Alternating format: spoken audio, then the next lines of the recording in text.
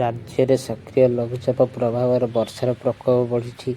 ଭାରତୀୟ ପାଣିପାଗ ବିଭାଗ IMD ଆଜି ଓଡ଼ିଶାର କେତେକ ଜିଲ୍ଲା ପାଇଁ ଅତି ପ୍ରବଳ ବର୍ଷା ସତର୍କତା ଜାରି କରିଛି। କିଛି ସ୍ଥାନରେ ବଜ୍ରପାତ, ଝଡ଼, ପବନ ଏବଂ ଜଳବନ୍ଦୀ ପରିସ୍ଥିତି ସ୍ପଷ୍ଟ ହେବାର ଆଶଙ୍କା ରହିଛି। ତଳିଆ ଅଞ୍ଚଳରେ ପାଣି ଜମିପାରେ ଏବଂ ନଦୀନାଳରେ ଜଳସ୍ତର ବଢ଼ିପାରେ। ମତ୍ସ୍ୟଜୀବୀଙ୍କୁ ସମୁଦ୍ରକୁ ନ ଯିବାକୁ ପରାମର୍ଶ ଦିଆଯାଇଛି। ଲୋକମାନଙ୍କୁ ଅନାବଶ୍ୟକ ବାହାରକୁ ନ ଯିବା ଓ ପାଣିପାଗ ବିଭାଗର ସୂଚନା ଉପରେ ନଜର ରଖିବାକୁ କୁହାଯାଇଛି। ଓଡ଼ିଶାରେ ଲଘୁଚାପର ପ୍ରଭାବ ଯୋଗୁଁ ବର୍ଷାର ପରିମାଣ ବଢ଼ିଛି। ରାଜ୍ୟର ଅନେକ ଜିଲ୍ଲାରେ ସକାଳଠାରୁ ଆକାଶ ମେଘାଚ୍ଛନ୍ନ ରହିଥିବା ବେଳେ କେତେକ ସ୍ଥାନରେ ପ୍ରବଳ ବର୍ଷା ହୋଇଛି। ପାଣିପାଗ ବିଭାଗ ପକ୍ଷରୁ ଆଗାମୀ କିଛି ଦିନ ଯାଏଁ ବର୍ଷା ଜାରି ରହିବ ବୋଲି ସୂଚନା ଦିଆଯାଇଛି। ତଳିଆ ଅଞ୍ଚଳରେ ପାଣି ଜମିବାର ସମ୍ଭାବନା ଥିବାରୁ ସାଧାରଣ ଲୋକଙ୍କୁ ସତର୍କ ରହିବାକୁ କୁହାଯାଇଛି। ବଜ୍ରପାତ ସମୟରେ ଖୋଲା ସ୍ଥାନକୁ ନ ଯିବା ଏବଂ ପ୍ରଶାସନ ପକ୍ଷରୁ ଜାରି କରାଯାଇଥିବା ସମସ୍ତ ପରାମର୍ଶ ମାନିବାକୁ ଅନୁରୋଧ କରାଯାଉଛି। ଲଗାତାର ବର୍ଷା କାରଣରୁ ଓଡ଼ିଶାର ଅନେକ ସହର ଓ ଗ୍ରାମାଞ୍ଚଳରେ ଜନଜୀବନ ପ୍ରଭାବିତ ହୋଇଛି। ରାସ୍ତାଘାଟରେ ପାଣି ଜମିଥିବାରୁ ଯାତାୟାତର ସମସ୍ୟା ଦେଖାଯାଇଛି। କେତେକ ଅଞ୍ଚଳରେ ସ୍କୁଲ ଛାତ୍ରଛାତ୍ରୀ ଓ କର୍ମଜୀବୀମାନେ ମଧ୍ୟ ଅସୁବିଧାର ସମ୍ମୁଖୀନ ହୋଇଛନ୍ତି। ପାଣିପାଗ ବିଭାଗ ପକ୍ଷରୁ ଆଗାମୀ କିଛି ଦିନ ଯାଏଁ ବର୍ଷାର ପ୍ରଭାବ ଜାରି ରହିପାରେ ବୋଲି ସତର୍କ କରାଯାଇଛି। ତେଣୁ ସମସ୍ତଙ୍କୁ ସାବଧାନ ଅବଲମ୍ବନ କରିବା ସହ ପ୍ରଶାସନର ନିର୍ଦ୍ଦେଶ ମାନିବାକୁ ପରାମର୍ଶ ଦିଆଯାଇଛି। ଓଡ଼ିଶାରେ ବର୍ଷାର ପ୍ରକୋପ ବଢ଼ିବା ସହିତ ପ୍ରଶାସନ ମଧ୍ୟ ସଜାଗ ହୋଇଯାଇଛି। ଜିଲ୍ଲା ପ୍ରଶାସନ, ଅଗ୍ନିଶମ ବାହିନୀ ଓ ଓଡ୍ରାଫ ଟିମ୍‌କୁ ଆବଶ୍ୟକ ସ୍ଥାନରେ ପ୍ରସ୍ତୁତ ରଖାଯାଇଛି। ନଦୀ କୂଳବର୍ତ୍ତୀ ଓ ତଳିଆ ଅଞ୍ଚଳରେ ଲୋକମାନଙ୍କୁ ସତର୍କ ରହିବା ସହ ଆବଶ୍ୟକ ପଡ଼ିଲେ ସୁରକ୍ଷିତ ସ୍ଥାନକୁ ସ୍ଥାନାନ୍ତର ହେବାର ପରାମର୍ଶ ଦିଆଯାଇଛି। ବଜ୍ରପାତ ସମୟରେ ଗଛ ତଳେ ନ ରହିବା, ବିଦ୍ୟୁତ୍ ଖୁଣ୍ଟ ଓ ପାଣି ଜମିଥିବା ସ୍ଥାନଠାରୁ ଦୂରରେ ରହିବାକୁ ମଧ୍ୟ କୁହାଯାଇଛି। ପାଣିପାଗ ବିଭାଗ ପରବର୍ତ୍ତୀ ସୂଚନା ଉପରେ ସମସ୍ତଙ୍କୁ ନଜର ରଖିବାକୁ ଅନୁରୋଧ କରାଯାଇଛି। ଅବିରତ ବର୍ଷା ଯୋଗୁଁ ରାଜ୍ୟର କେତେକ ନଦୀର ଜଳସ୍ତର ଧୀରେ ଧୀରେ ବୃଦ୍ଧି ପାଉଛି। ଜଳସେଚନ ବିଭାଗ ପକ୍ଷରୁ ନଦୀ ଓ ଜଳଭଣ୍ଡାର ସ୍ଥିତି ଉପରେ କଡ଼ା ନଜର ରଖିବାକୁ ଚାଷୀମାନଙ୍କ ପାଇଁ ଏହି ବର୍ଷା କେତେକ ସ୍ଥାନରେ ଲାଭଦାୟକ ହୋଇଥିବା ବେଳେ ଅତ୍ୟଧିକ ବର୍ଷା ହେଲେ ଫସଲ କ୍ଷତିଗ୍ରସ୍ତ ହେବାର ଆଶଙ୍କା ମଧ୍ୟ ରହିଛି। ତେଣୁ ଜନସାଧାରଣଙ୍କୁ ନଦୀ, ନାଳ ଓ ପାଣି ଭରିଥିବା ସ୍ଥାନ ନିକଟରେ ଅନାବଶ୍ୟକ ନ ଯିବାକୁ ପରାମର୍ଶ ଦିଆଯାଇଛି। ସମସ୍ତ ସରକାରୀ ସତର୍କ ସୂଚନାକୁ ଗୁରୁତ୍ୱ ଦେଇ ସୁରକ୍ଷିତ ରହିବାକୁ ଅନୁରୋଧ କରାଯାଉଛି। ରାଜ୍ୟରେ ଲଗାଣ ବର୍ଷା ଯୋଗୁଁ କେତେକ ଜିଲ୍ଲାରେ ସାଧାରଣ ଜୀବନଯାତ୍ରା ପ୍ରଭାବିତ ହୋଇଛି। ସହରାଞ୍ଚଳରେ ବିଭିନ୍ନ ସ୍ଥାନରେ ବିଭିନ୍ନ ରାସ୍ତାରେ ପାଣି ଜମି ରହିଥିବାରୁ ଯାତାୟାତ ବାଧା ସୃଷ୍ଟି ହୋଇଛି।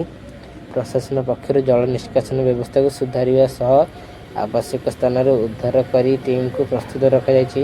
ପାଣିପାଗ ବିଭାଗ ସତର୍କ କରିଛି ଯେ ଆଗାମୀ କିଛି ଦିନ କେତେକ ସ୍ଥାନରେ ପ୍ରବଳ ବର୍ଷା ଜାରି ରହିପାରେ। ତେଣୁ ଲୋକମାନେ ଅନାବଶ୍ୟକ ବାହାରକୁ ନ ଯାଇ ସତର୍କତା ଅବଲମ୍ବନ କରିବାକୁ ଅନୁରୋଧ କରାଯାଉଛି। ଓଡ଼ିଶାରେ ବର୍ଷାର ପ୍ରଭାବ ଯୋଗୁଁ ଅନେକ ଅଞ୍ଚଳରେ ଚାଷ ଜମିରେ ପାଣି ଭରି ଯାଇଛି। କେତେକ ସ୍ଥାନରେ ଧାନ ଚାଷ ପାଇଁ ଏବଂ ବର୍ଷା ଉପକାରୀ ହୋଇଥିବା ବେଳେ ଅତ୍ୟଧିକ ବର୍ଷା ହେଲେ ଫସଲ କ୍ଷତିଗ୍ରସ୍ତ ହେବାର ଆଶଙ୍କା ମଧ୍ୟ ରହିଛି। ପାଣିପାଗ ବିଭାଗ ଆଗାମୀ କିଛି ଦିନ ପାଇଁ ସତର୍କ ରହିବାକୁ ପରାମର୍ଶ ଦେଇଛି। ଓଡ଼ିଶାରେ ବର୍ଷାର ପ୍ରଭାବ ଯୋଗୁଁ ଅନେକ ଅଞ୍ଚଳରେ ଲୋକମାନେ ସତର୍କ ରହିଛନ୍ତି। କେତେକ ସ୍ଥାନରେ ବଜ୍ରପାତ ସହ ବର୍ଷା ହେବାର ସମ୍ଭାବନା ଥିବାରୁ ପାଣିପାଗ ବିଭାଗ ସଚେତନ କରିଛି। ପ୍ରଶାସନ ପକ୍ଷରୁ ଜରୁରୀ ସେବାକୁ ସକ୍ରିୟ ରଖାଯାଇଥିବା ବେଳେ ତଳିଆ ଅଞ୍ଚଳରେ ଲୋକଙ୍କୁ ବିଶେଷ ସତର୍କ ରହିବାକୁ କୁହାଯାଇଛି। ଚାଷ ଜମିରେ ପାଣି ଜମିରେ କ୍ଷତିର ଆଶଙ୍କା ଥିବାରୁ କୃଷକମାନେ ମଧ୍ୟ ପରିସ୍ଥିତି ଉପରେ ନଜର ରଖୁଛନ୍ତି।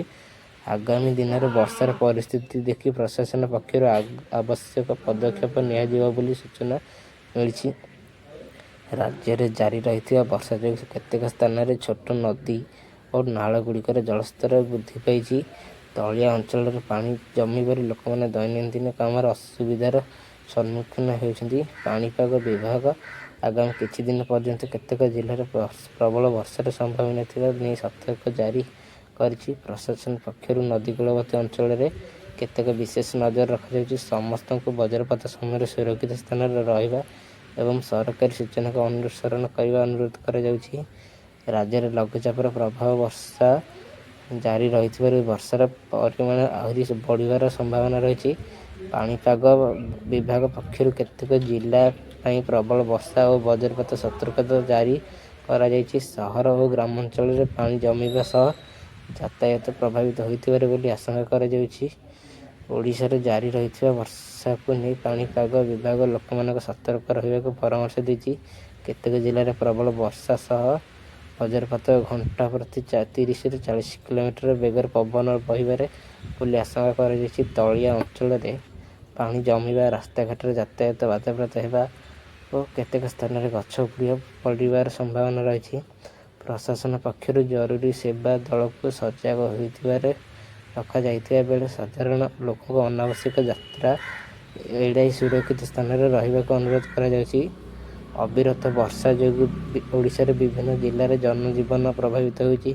ଅନେକ ସ୍ଥାନରେ ରାସ୍ତାରେ ପାଣି ଜମି ଯାତାୟାତ ବ୍ୟବସ୍ଥା ବାଧାପ୍ରାପ୍ତ ହୋଇଥିବାର ବେଳେ କିଛି ଗ୍ରାମାଞ୍ଚଳରେ ଲୋକମାନେ ଦୈନନ୍ଦିନ କାର୍ଯ୍ୟରେ ଅସୁବିଧାର ସମ୍ମୁଖୀନ ହେଉଛନ୍ତି।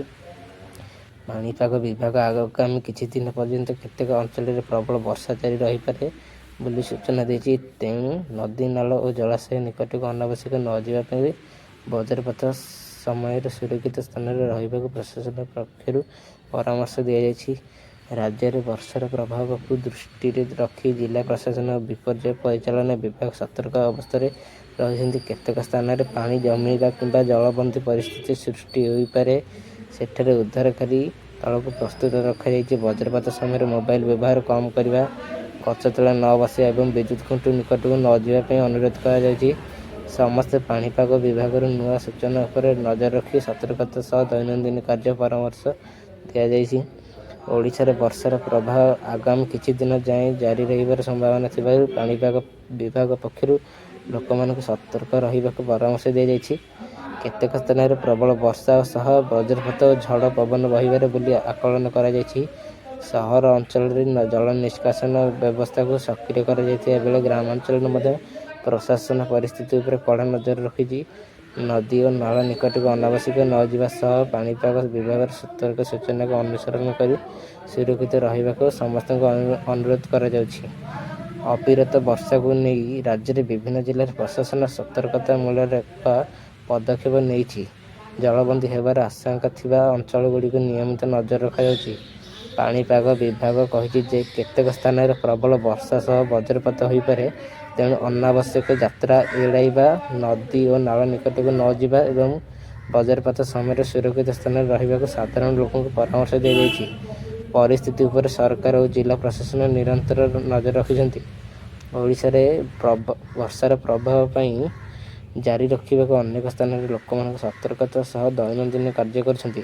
କେତେକ ଜିଲ୍ଲାରେ ଅଳ୍ପ ସମୟରେ ମଧ୍ୟ ପ୍ରବଳ ବର୍ଷା ହେବାରୁ ରାସ୍ତାଘାଟରେ ପାଣି ଜମିଛି ଏବଂ ଯାତାୟାତ ସମସ୍ୟା ଦେଖାଯାଉଛି।